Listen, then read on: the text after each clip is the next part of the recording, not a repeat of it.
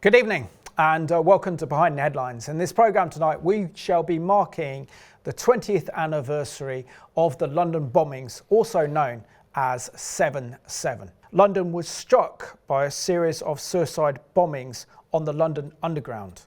The London Underground during the Second World War, during the Blitz, actually became a safe haven from the Nazi bombs that were dropping upon London. But that day it would become one of horror and terror.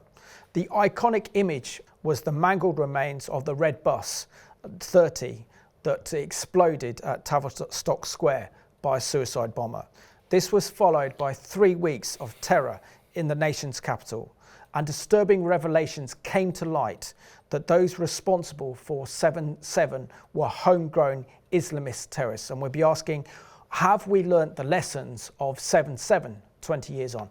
Reagan, I can't believe it's 20 years have actually passed since London was struck by a mass wave of suicide bombers known as 7/7 that occurred on Thursday, the 7th of July, 2005.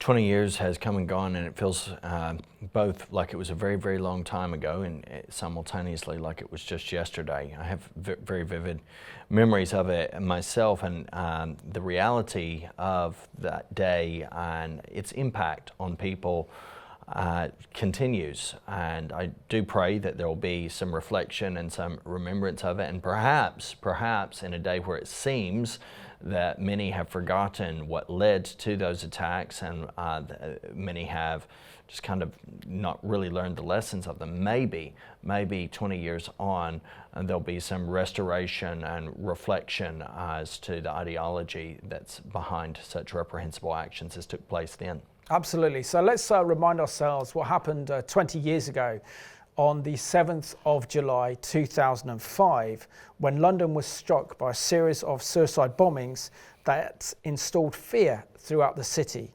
rocked the British capital. Explosives went off on trains in the London Underground, creating widespread destruction.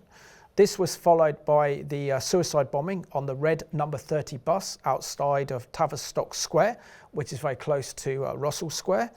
We also saw that this happened a day before London was celebrating after being awarded the 2012 Olympic Games. Yeah, do you know what? I remember my family was there in our small little house off St. Anne's Road in South Tottenham on 51 Sisbury Road.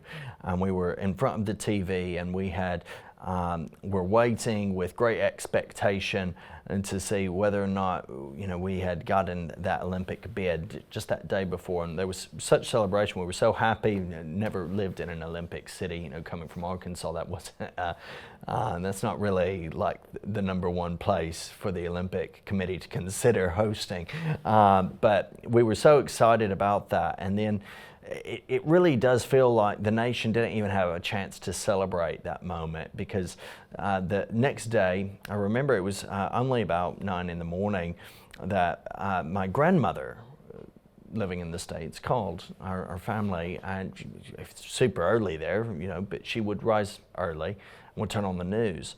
And we didn't have the TV on in the morning time, didn't have radio on, and it's just kind of continuing with the day. And she said, "Oh, is everyone okay?" And my father, I remember, suddenly was on the phone, and he turns the TV on, and we see footage beginning to come out of what had taken place and what was still taking place.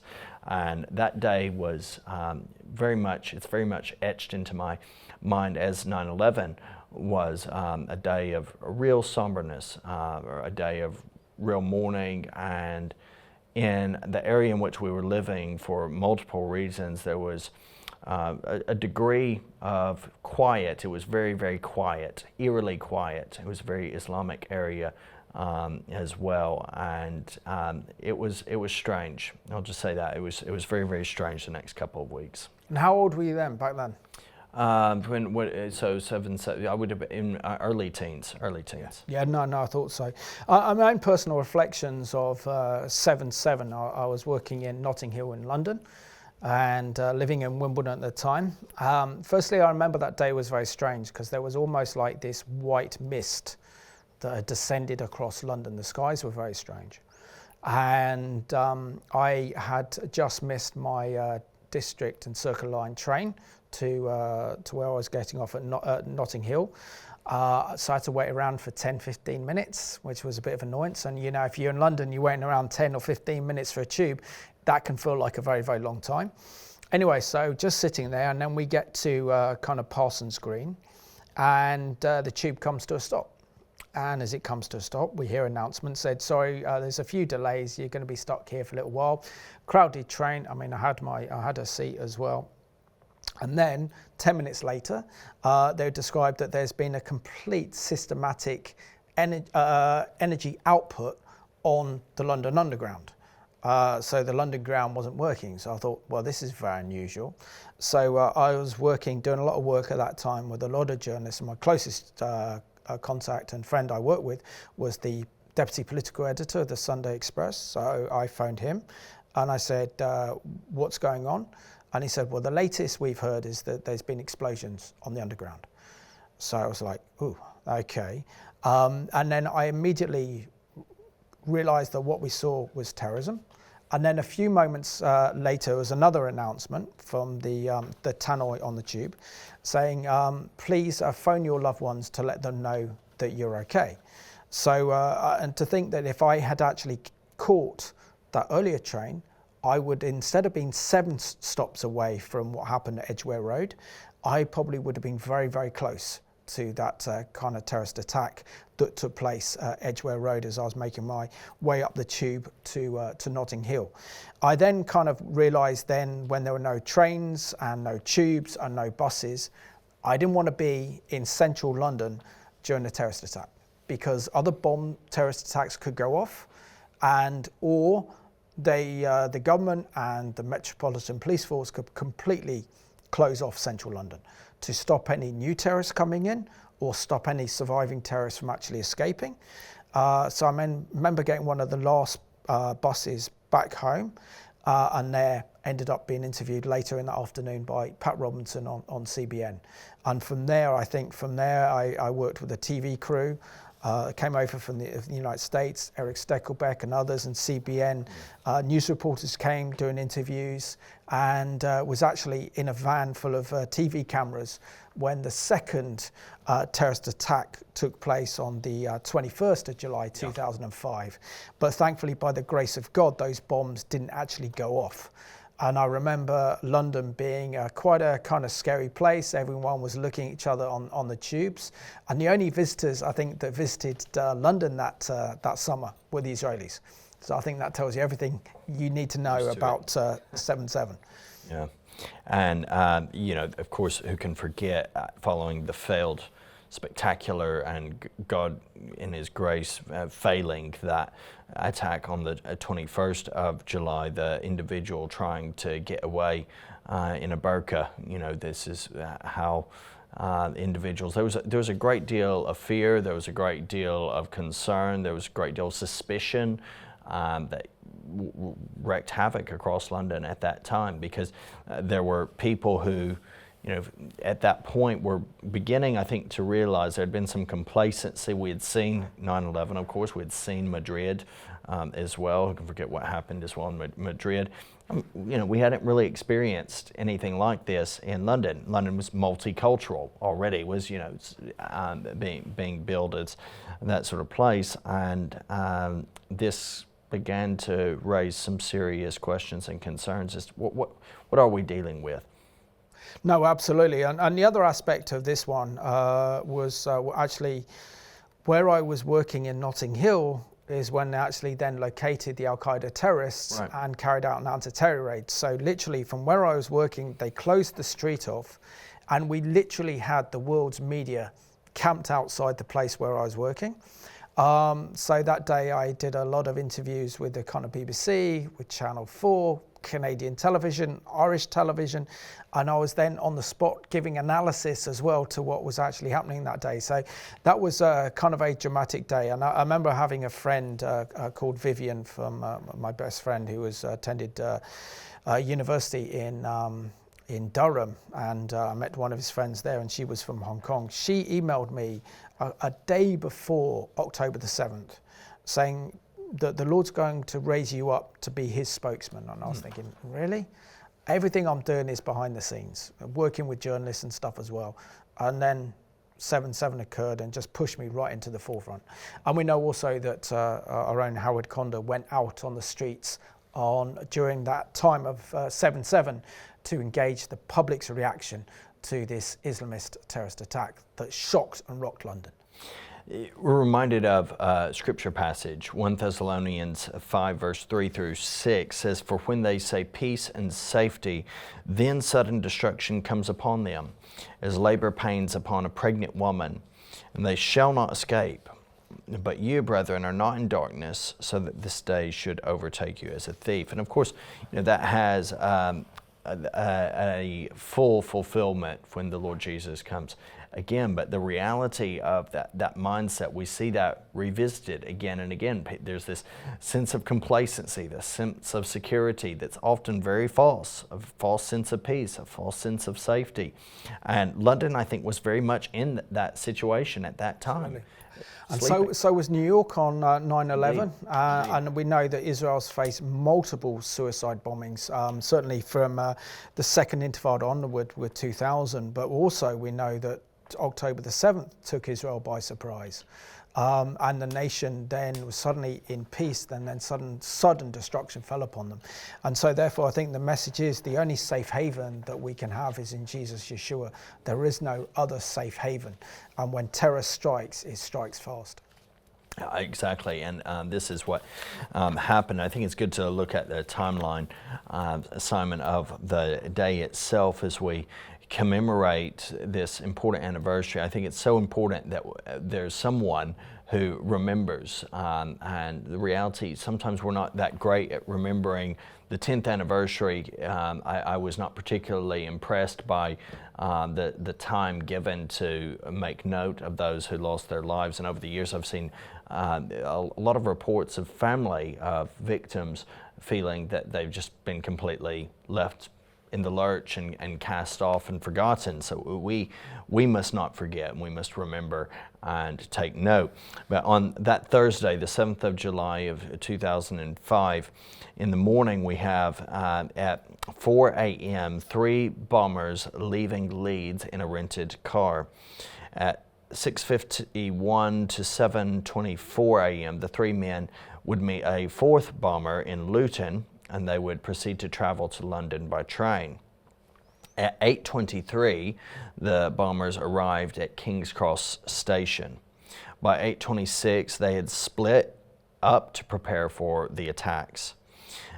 8:38 to 8:48, 3 of the bombers entered the underground.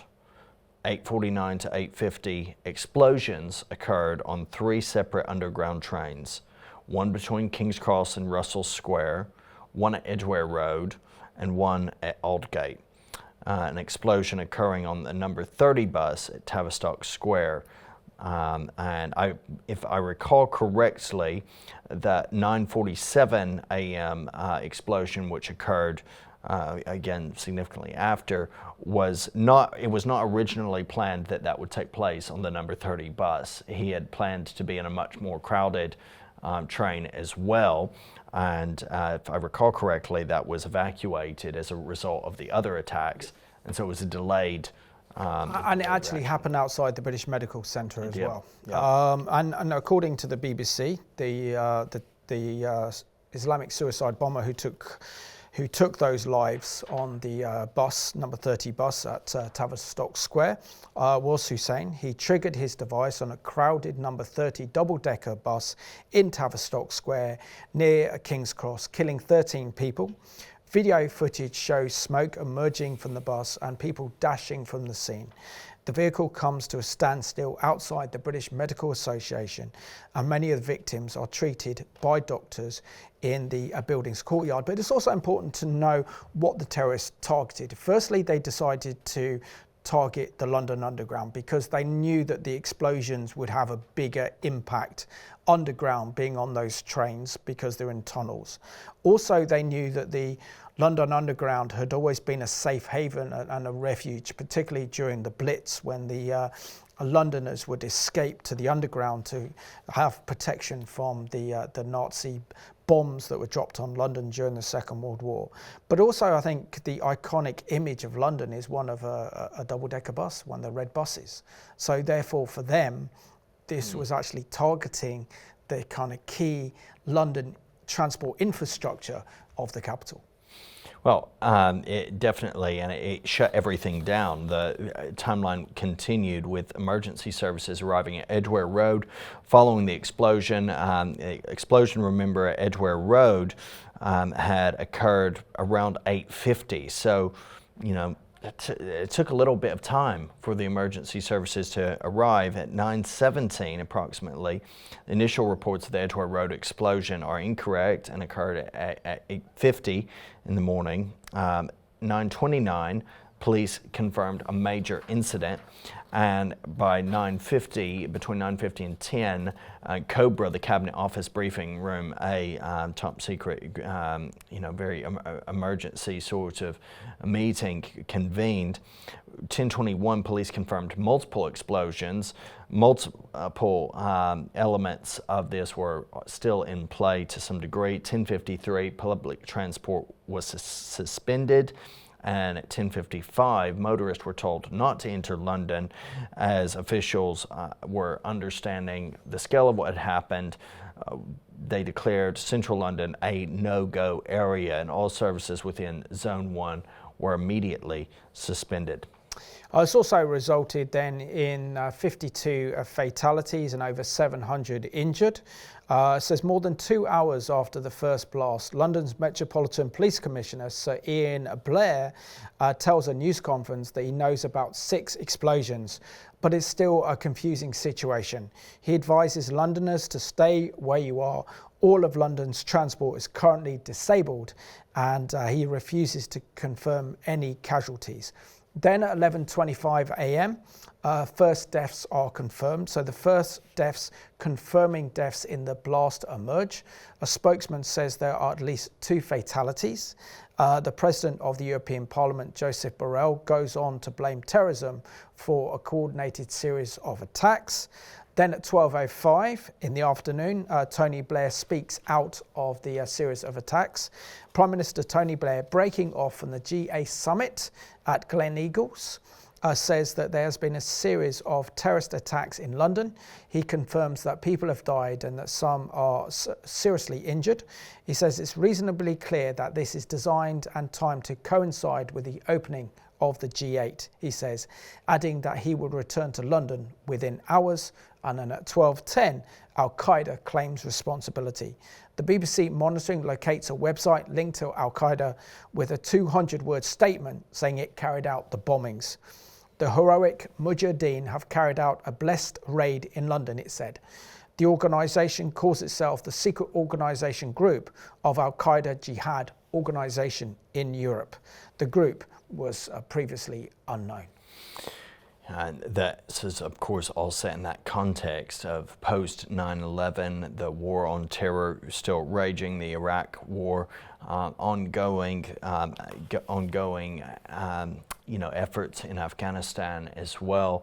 And so the UK was already playing a key role in this war on terror. The attacks themselves were carried out by British-born Islamist extremists, prompting significant changes to UK counterterrorism policy and surveillance powers, with a shift in public discourse which began to focus increasingly on issues of integration and radicalisation within the Muslim community, and the need for improved intelligence gathering and information sharing. Frankly, Simon, I don't think any lessons were learned, but I'm sure we'll come to that. No, well, yeah, let's just unpack a little bit more and give a bit more context, because if we remember, for example, in 2001, 9/11, and that shocked America and shocked the world and woke the world up to this new threat that we face from Islamic suicide bombings. And of course, this then resulted in the war on terror when so it would have been George W. Bush, ordered the Americans to destroy the Taliban in Afghanistan. And then this was followed by the administration's desire to see regime change in Iraq by removing Saddam Hussein, led to the Iraq War in 2003. And of course, this happened 2 years later. And of course, the jihadi, the Islamist terrorists actually involved were actually citing the reason for 7/7 was because of British foreign policy engagements in fighting against Islamist forces in Iraq and Afghanistan at the time. And that was used as the pretext for the excuse to carry out the biggest Islamist terrorist attack this nation's ever seen on 7/7. And the reality of this is that it's continued to affect, it's continued to impact, of course, not only the families of those victims, but it is tragically looked at as an inspiration for others who've gone on later to try to copycat, essentially, these individuals. Remember that these people were praised broadly by the Islamic world for this attack. And the big difference, I think, with 7/7 that occurred and 9/11, and this was the new reality that our security forces woke up to, our Prime Minister Tony Blair woke up to this new reality, is that the terrorists who took part in 7/7 were homegrown and they were radicalised. Yeah. And that was the new move, because in 9/11 we saw terrorists pretty much coming from Saudi Arabia who took part in 9/11. But this time, this was terrorists who had grown up in this country, had enjoyed the freedoms that this country has had to offer, and decided to attack their fellow citizens. It was the first successful Islamist terror attack in the UK. And it's important for people to reflect on that for a moment. 20 years ago, we saw the very first Islamist terror attack in the UK. That has led not to a situation where there's been a de-radicalization, but rather, if anything, we've seen increased Islamicization, increased radicalization, radical clerics allowed to have free reign to say what they want to say, their doctrines spread via YouTube and other social media outlets, and we've seen repeated attacks costing many other lives since that particular time. The significance of 7/7 cannot be understated in our national discourse on these issues of not only Islamicization and radicalization, but immigration fits into it as well. That's a conversation that is relevant. And the importance of integration into British society. Absolutely. So let's have a look at this trailer for a new documentary as produced by Netflix, looking at the 20th anniversary of 7/7, and this time focuses on the failed terrorist attack that took place on the 21st of July 2005.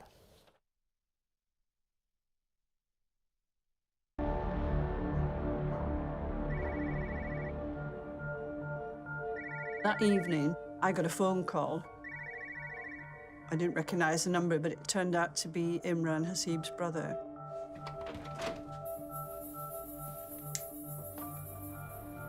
And he told me that he had been in his brother's bedroom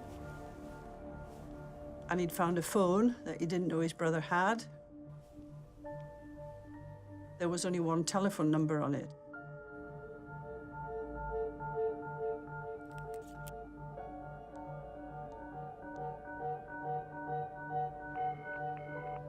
He rang that number, and it turned out to be a gentleman who had rented a property to his brother, 18 Alexandra Grove. But why would this 18-year-old lad who lived in the house with his parents be renting a house All he said to me is, you need to get yourself round there quick.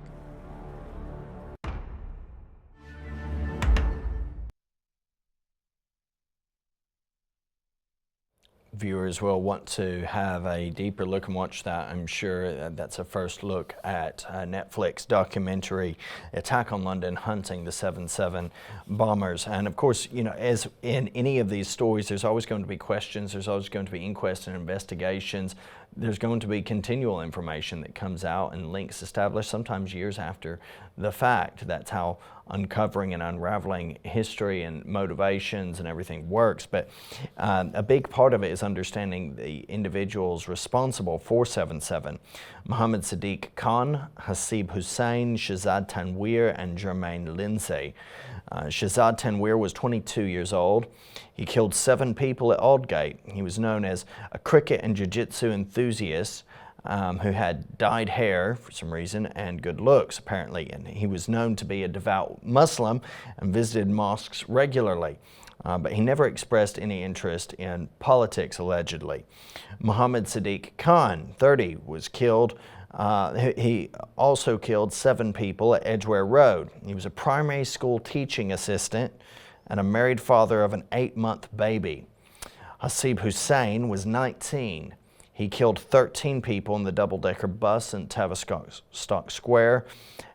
Did actually have a troublesome youth, failing school, changing his life only after a Hajj to Mecca and a visit to Pakistan. Still, there was no clue that he had turned into a fanatic, by the government anyway. On the last to be identified, Ejaz Nadim Fiaz, in his early 30s, killed more than 30 people on a Piccadilly line train at King's Cross. And you know, little even of this individual is yet known. Since their transformation into suicide bombers came as a surprise in their places of origin, allegedly anyway, the police feared that they could be members of a larger terrorist cell. This is how the reporting was Because they all made. came from a particular area up in, some were from Luton and others, one was from Luton, the others came from a place just outside Leeds in kind of Yorkshire as well. So the question is, what made these young men who had a whole life ahead of them decided to find and how to make suicide bomb belts and then carry out the worst terrorist attack and the first terrorist attack on London, known as kind of Britain's 9/11, and what motivated them to do this, how they were indoctrinated, and shows really how many young British Muslims have been and are radicalised by extremist Islamists, from ISIS to Al-Qaeda and other terror organisations, to carry out such a hideous and barbaric terrorist attack on unsuspecting civilians. Well, you know, originally people were, and that's what some of those original reports were, skeptical and were saying, oh, this is a complete shock to people. It really wasn't. We have to remember the ideology behind this is filled with deception. You know, in the Quran itself, Allah is the great deceiver. This is portrayed as a positive, as a plus. And so it shouldn't come as any surprise when there's rampant deception behind an extreme Islamist ideology. And so it became very, very apparent, while the original depiction was that these were simply ordinary British Muslims who had tragically been brainwashed by extremist Islamic preachers and radicalized by the war in Iraq. Well, that was all false, and it should have been known as false from the beginning. But since that point in time, it has become clear that the 7/7 bombers, particularly their leader Mohammed Sadiq Khan, had been involved in jihadist movements prior to 9/11, and Mohammed Sadiq Khan and the other bombers had deliberately cultivated relationships with a wide range of pro-jihadist groups and individuals in the United Kingdom as well as abroad. And you can maybe walk us through some of those terror camps and whatnot. Yeah, of course. So this article here, which is very important to actually quote this one. So this is from Combating Terrorism Centre at West Point. in the USA, and their report is called Al-Qaeda's Involvement in Britain's Homegrown Terrorist Plots, and it was published in 2009. So it says that Sadiq Khan's serious involvement in jihadi groups began in July of 2001 when he attended training camps at the Mashbara in Pakistan's northwest frontier province, run by the Haqqat al-Mujahideen, the Kashmiri terror group with close ties to the Taliban. Khan then travelled to Afghanistan, where he helped to fight against the Northern Alliance, who were then fighting against the Taliban.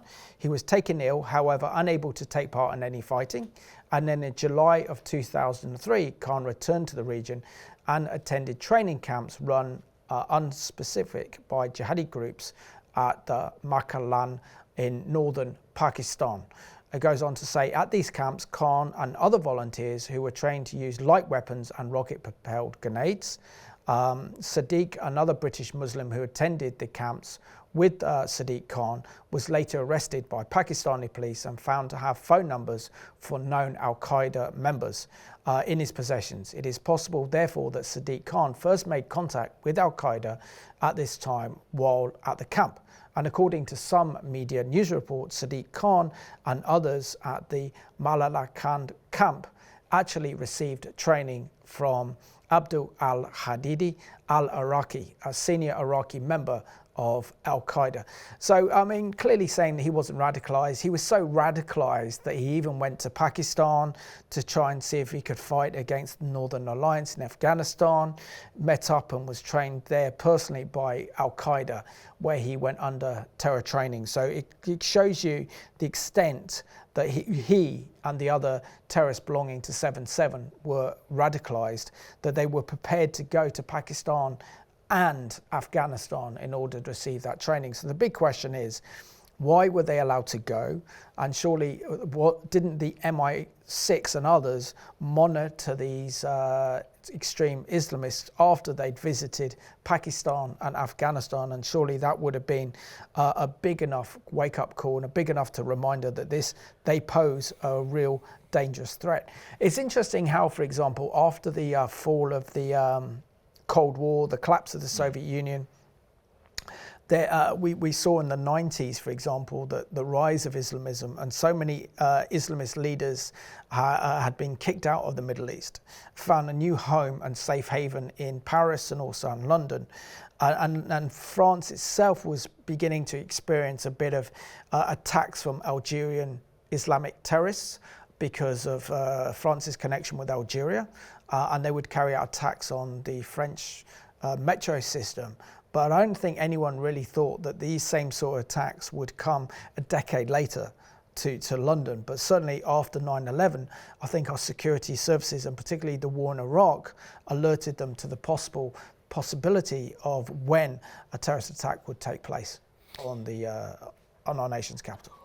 Very much so, Simon. And, you know, one of the realities behind that war is that there were so many different elements within Afghanistan and within the surrounding areas in Pakistan as well, that the Allied troops were trying to get their head around. So with the Northern Alliance and the fighting against them, all of that, there was very much a tribal nature to that conflict. So keeping tabs, the security services were busy with other things. These guys were able to pull the wool over the eyes. Absolutely, and we also have to acknowledge that the Taliban provided a safe haven for Al-Qaeda and bin Laden to actually carry out these attacks. So let's have a look now at an exclusive interview that I did back in 2016 for the Middle East Report, and this time with Colonel Richard Kemp, who was working for Cobra, but he also helped the British government and security services deal with the fact that Britain now had to deal with suicide bombings on 7/7. And in my time that we spoke about a moment ago in the Cabinet Office, I'll give you one example of my interactions with the Israeli government. And that was, I was sent out to Afghanistan in 2003 while I was working in the Cabinet Office. And I asked the head of the Mossad, who I was dealing with on a regular basis in London, if he could get me some expertise from the embassy on how to deal with suicide bomb attacks, because I hadn't dealt with suicide bomb attacks up to that point. And he did one better. He didn't just get the defense attaché from the embassy. He sent to Israel and got a brigadier general who was commanding a division on the Golan Heights, who was deemed to be Israel's #1 expert on countering suicide bomb attacks. He brought him to London. He and I sat in a hotel room in West London with him talking and me writing down for about 3 hours, and I turned that into the British Army's policy for dealing with suicide bomb attacks, and that has saved many, many British soldiers' lives and our allies, American and other NATO allies. Now, the Israelis didn't need to do that. They did not need to do that. They could have given me any person who knew a bit about it, but they sent their best. And that's just one example of many examples I could give you of close cooperation that I enjoyed and that Britain and Israel enjoy to this day. And British military lives and civilian lives have been saved by Israeli assistance, by Israeli technology, by Israeli intelligence. And I include in that undoubtedly some of the victims of the Manchester bombing, who I'm certain will have their lives saved, those who weren't killed, who were seriously injured, or have their lives repaired as a result of Israeli medical technology. Well, that was recorded back in 2017, as was alluded there by Colonel Richard Kemp, to the Manchester bombings. You know, this was 7/7 was the first radical Islamist terror attack in the UK, sadly not the last. And yet we have there the reality that through intelligence gleaned from our alliance with Israel, there have been many lives who have been saved as a direct result of that cooperation and relationship. So the reason I showed that video there, because it shows that Colonel Richard Kemp would have played a major role, because he was chairing a lot of these Cobra meetings in 10 Downing Street. I'm not 100% sure that he was there for 7/7, but I believe he probably was. But the reality is, without that Israeli know-how in dealing with suicide bombings, our government, our intelligence agencies, our police, our military would have no understanding about how to deal with such a terrorist attack of this nature, because we'd never experienced suicide bombings before. And I remember being in Israel in 2002. We're part of a trip called Israel Connect, which is the young people's wing of the Zionist Federation.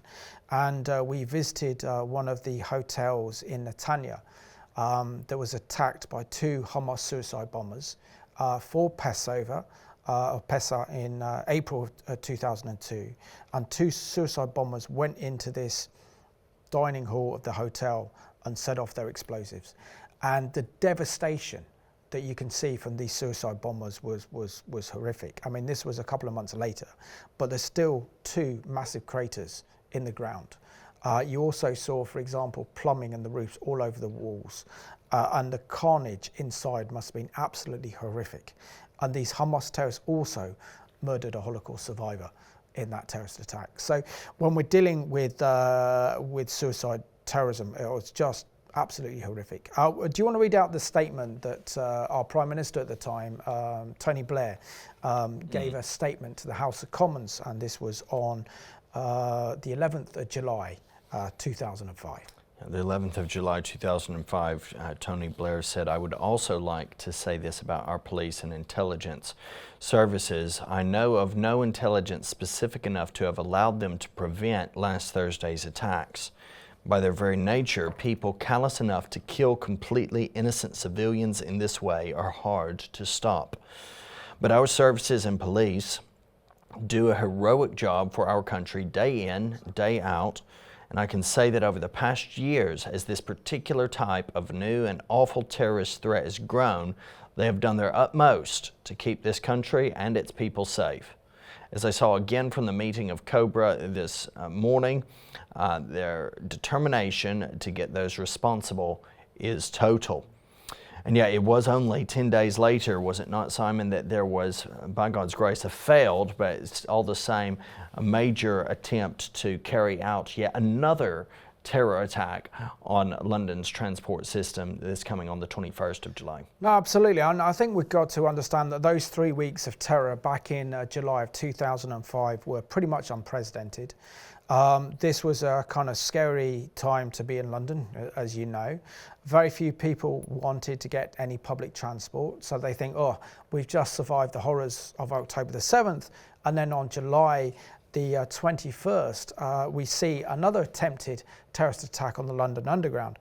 So we see that 4 men attempted to carry out a series of coordinated bombings on London's public transport system, exactly 2 weeks after the 7/7 attacks. Devices, however, failed to detonate and no one was injured in the attempted attacks. The attackers targeted 3 London Underground trains and buses, but their bombs made with hydrogen peroxide malfunctioned. The targets included the London Underground Oval, Warren Street, Shepherd's Bush Station, and a number 26 bus in Heggerston.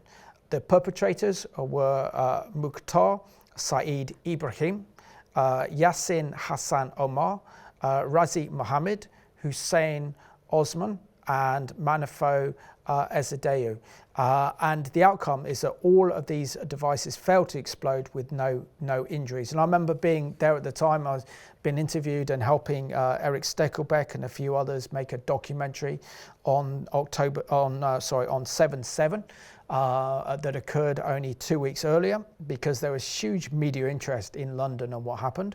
Also remember being interviewed by one of the main senior broadcasters for for CBN at that time, and other connections and stuff as well. So I was very much working in Parliament, working with our mainstream media to understand what was actually happening at the time. But we have a personal account now of a bomb disposal expert and counter-terrorism expert, where he shares his experience of 7/7, and this is thanks to British Forces Broadcasting Service.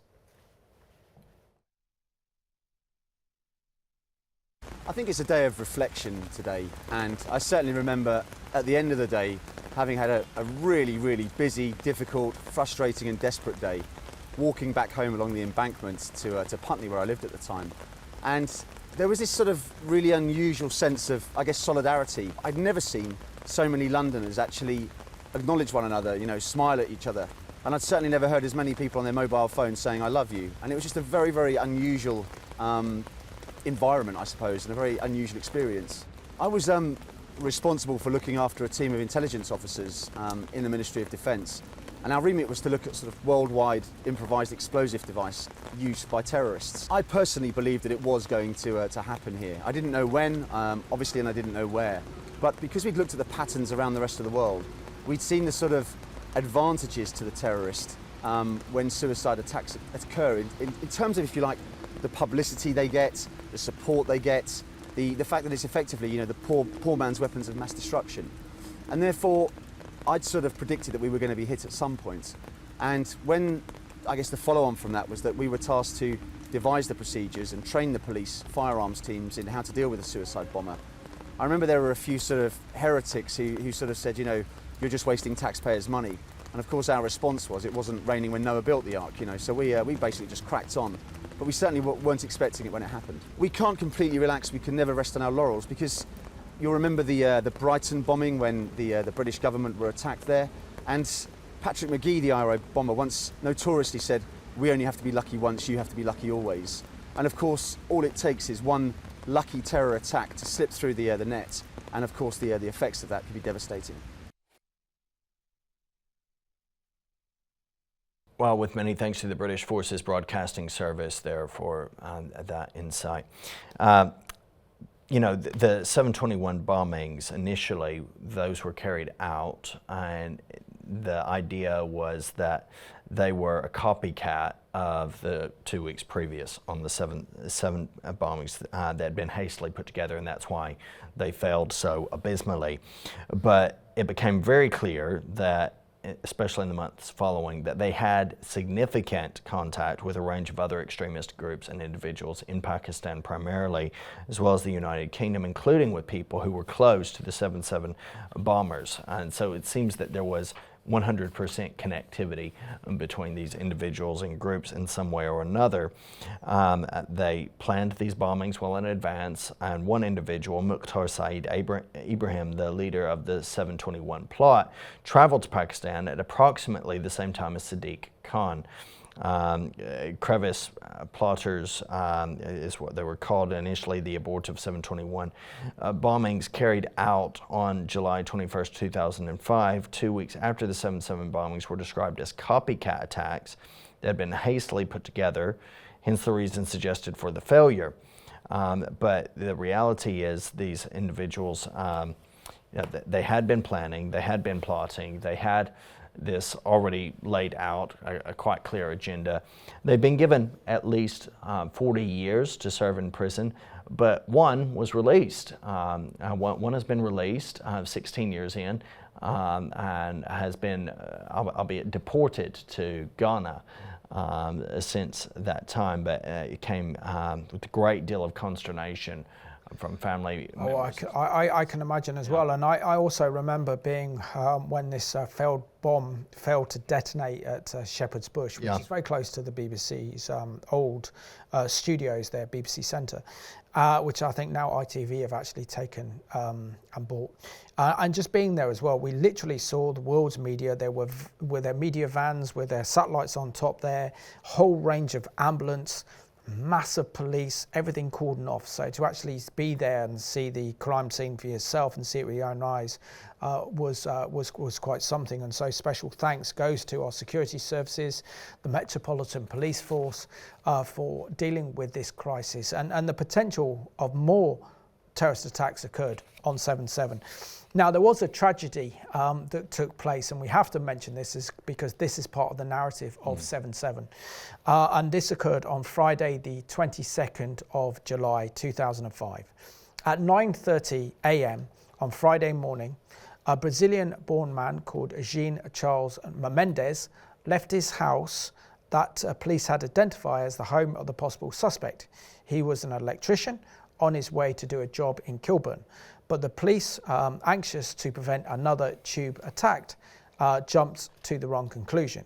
Half an hour later, Mendes had boarded a train at Stockwell and the police made their move. What followed was not merely a mistake, but an appalling tragedy, as police officers opened fire on an innocent man and killing him immediately. Well, and it's important in the narrative to recognize that this was inarguably a tragedy. He had been identified for particular reasons, and it did emerge as things transpired. He was illegal in the country. He would have known he was illegal in the country. He was shouted out to as he was entering Stockwell. He recognized these were police. He jumped the barrier. These were police with guns, though. Exactly. But for some reason, in his head, he chose to run. He chose to run from them, likely thinking, okay, maybe deportation, all manner of things can go, it's, through one's head, and he tragically lost his life as a result. But what's also critical is this is one day after the 21st of July attempted attacks. The individuals responsible had not yet been caught. They would be caught in the days following. So everyone was on edge. London was on edge. It was remarkable the underground was working, that anyone was wanting to get on the underground. There weren't many people on the underground that day. I mean, I was also told, privately as well, that there were a huge number of potential jihadi suicide bombers that were waiting to strike. Yes. So, for example, our security services, our government, the police were completely overrun at this time. The public had a huge immense of fear, and they wanted the streets of London to be safe and for these terrorists to be caught. But the interesting thing is that the police did find, the counter police did find these terrorists. One of them, as you mentioned in the earlier program, actually escaped wearing a full hijab and was found in Notting Hill. And I was literally on the same street as this police terror raid, and then before we know it, the world's media was camped outside, and they were arrested and detained, which then marked the end of this 3 weeks of terror that had hit the capital of London. Yeah, and eventually we're thankful that the terrorists, the attempted would-be suicide bombers on the 21st were caught with some difficulty. Hussein Osman made it as far as Rome, where he was arrested on July the 29th, 2005 after being tracked down by police. Yassin Hassan Omar was arrested in Birmingham on July 27th, 2005, charged shortly after. Mukhtar Saeed Ibrahim was arrested in London on July 29th of 2005, and so we were able to see some degree of justice meted out, although 40 years. Yeah, and sadly since 7/7 we've seen pretty much 8 major terrorist attacks and probably hundreds of terror plots actually foiled by the great work done by our security services. But also let's reflect on that horrific terrorist attack that took place in Manchester at the Manchester Arena back in 2017 at a Grande concert. The explosion happened just after American pop singer Ariana Grande was closing a show at the Manchester Arena. Chaos and confusion sent concert goers, many of them children, screaming and scrambling for the exits. Everyone just started running, people were screaming and crying. Grande had just gotten off stage when the explosion rocked the building. Oh my God. We believe the attacker was carrying an improvised explosive device which he detonated, causing this atrocity. Grande took to Twitter to offer condolences to the victims and her fans, saying, "Broken. From the bottom of my heart, I am so sorry. I don't have words." And today, British Prime Minister Theresa May said the suicide bomber had been identified, but authorities were not naming him right away. And she promised that Britain would work hard to prevent such future attacks. We struggle to comprehend the warped and twisted mind that sees a room packed with young children not as a scene to cherish, but as an opportunity for carnage. But we can continue to resolve to thwart such attacks in future, to take on and defeat the ideology that often fuels this violence. And the mayor of Manchester said the city woke up to the most difficult of dawns following the bombing. It is hard to believe what has happened here in the last few hours and to put into words the shock, anger, and hurt that we feel today. These were children, young people and their families that those responsible chose to terrorise and kill. This was an evil act. And speaking in Bethlehem in the West Bank during his first foreign trip since he took office, President Trump spoke for himself and America. As President of the United States, on behalf of the people of the United States, I would like to begin by offering my prayers to the people of Manchester in the United Kingdom. I extend my deepest condolences to those so terribly injured in this terrorist attack, and to the many killed and the families, so many families, of the victims. He said the bombing underscored the message he had delivered over the past several days about the need to confront terrorism. This is what I've spent these last few days talking about during my trip overseas. Our society can have no tolerance for this continuation of bloodshed. We cannot stand a moment longer for the slaughter of innocent people. And in today's attack, it was mostly innocent children. Charlene Aaron, CBN News. Many thanks to our friends there at CBN for their efficiency over the years in reporting on such critical details. And indeed, 2017, the Manchester suicide bombing. There's been other attacks that we've seen. There was a season where we had what was called by some the cult of a suicide bomber, where this was a very commonly used means to try and wreak terror. Other attacks have occurred, stabbings, beheadings we've seen in Europe as well. Including Lee Rigby as well, a British soldier who was beheaded in the streets of Woolwich, East London, back in 2013. Sadly, no one marked the 10th anniversary of that horrific terrorist attack. We've also seen, for example, back in 2007, the Glasgow airport attack that was actually foiled by a brave and courageous airport worker there who actually stopped these doctors from Iraq from carrying out a deadly attack on Glasgow airport. We also see that Stephen Timms MP was stabbed by Islamists in 2010, murder of Lee Rigby in 2013, of course the horrific Westminster Bridge terrorist attack in March of 2017, the Manchester Arena attack, as we mentioned that before, was in May of 2017, and again the horrific ISIS attack on London Bridge in 2017 and others. It's just the UK. And that's just in this country. So I think the lesson is that we haven't learned the lesson of terrorism, and particularly of the nature of Islamic terrorism, that the enemies of Israel are also the enemies of the West, and anyone who holds that ideology of wanting to destroy the nation of Israel, anyone supporting moves for global jihad and violence and terror to advance their political and religious goals, such as bringing in Sharia law and an Islamic government, I mean, those are the lessons that we haven't contended with 20 years on from 7/7. And it's so important that as we seek to encourage our nation and challenge our nation and its leaders to learn those lessons, that we at the same time honor the memory of those 52 commuters who were brutally murdered on 7/7, for those who survived but with life-changing injuries, and indeed for those left behind, those families who continue to grieve without father, mother, siblings, without those who they loved in that way, as they deal with the traumas and the scars from that time.